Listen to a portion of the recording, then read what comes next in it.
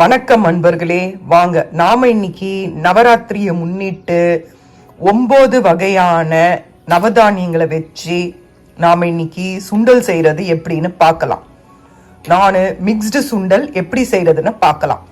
அதுக்கு நான் 1 டீஸ்பூன் வெள்ளைப்பட்டாணி எடுத்திருக்கேன், 1 டீஸ்பூன் காராமணி, 1 டீஸ்பூன் வெள்ளை கொண்ட கடலை, 1 teaspoon brown chana dal, 1 teaspoon மொச்சை, 1 teaspoon rajma, 1 teaspoon lima beans, 1 teaspoon வேர்க்கடலை, 1 டீஸ்பூன் முழு பச்சைப்பருப்பு.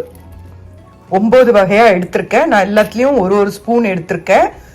இதுவே நிறைய வரும். அதனால உங்க வீட்டுக்கு எவ்வளவு தேவையோ அந்த அளவுக்கு எடுத்துக்கோங்க.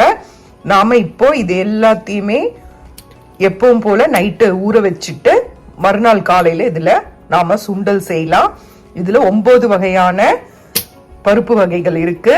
இதுல உங்களுக்கு விருப்பம் இருந்தா நீங்க பச்சை பட்டாணி, கருப்பு காராமணி, அந்த மாதிரி நீங்க உங்களுக்கு விருப்பம் போல உங்க வீட்டுல என்ன பொருள் இருக்கோ அதை நீங்க ஆட் பண்ணிக்கலாம்.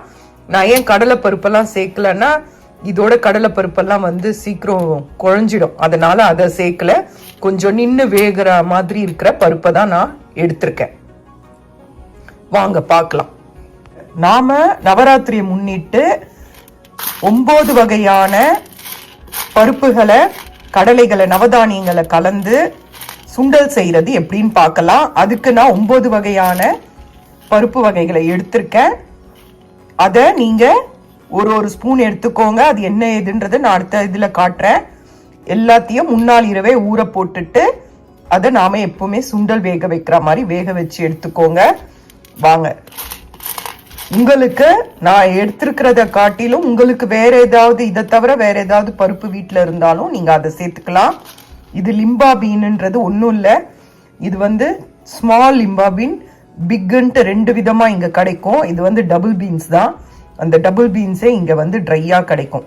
அதுல சின்னது பெருசுன்னு கிடைக்கும். அதுதான் இது, வேற ஒன்றும் இல்லை. வாங்க பார்க்கலாம்.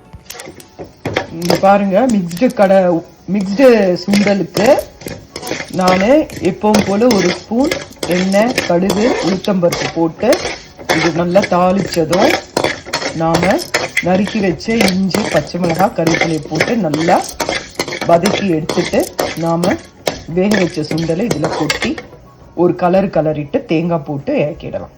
பாருங்க, இதுதான் மிக்சட் சுண்டல். எல்லா பருப்பும் எல்லா தானியங்களையும் போட்டு மிக்ஸ் பண்ணி 9 விதமான பருப்புகளை போட்டு மிக்ஸ் பண்ணி நாம இன்னைக்கு சுண்டல் செய்ய போறோம். வாங்க பார்க்கலாம்.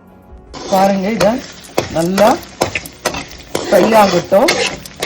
அதுக்கப்புறம் நாம வேக வச்ச அந்த சுண்டலை இதுல போட்டுட்டு தேவையான அளவு உப்பு சேர்த்துக்கோங்க. நல்லா கலரி விட்டுக்கோங்க.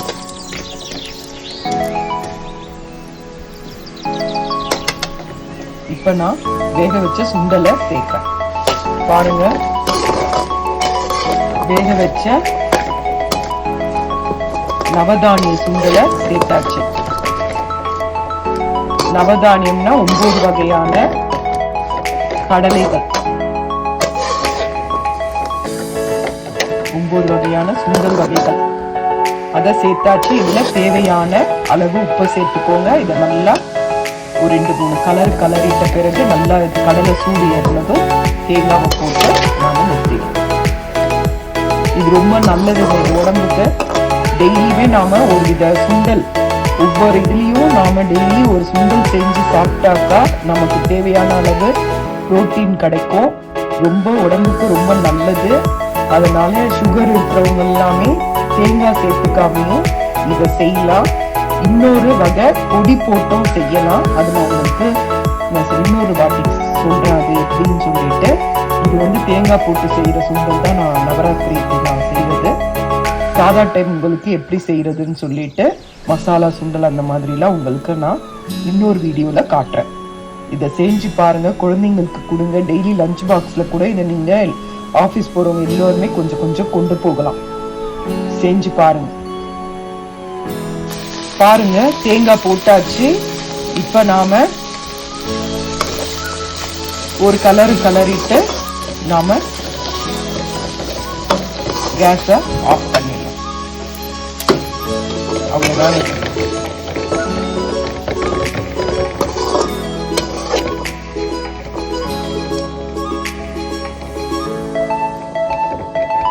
மிக்ஸ்டு சுண்டல் ரெடி. செஞ்சு பாருங்க. செஞ்சு பார்த்துட்டு உங்களுக்கு இந்த டிஷ்ஷு பிடிச்சிருந்தா லைக் பண்ணுங்க. இந்த வீடியோ பிடிச்சிருந்தாலும் லைக் பண்ணுங்க, ஷேர் பண்ணுங்க, கமெண்ட் பண்ணுங்க.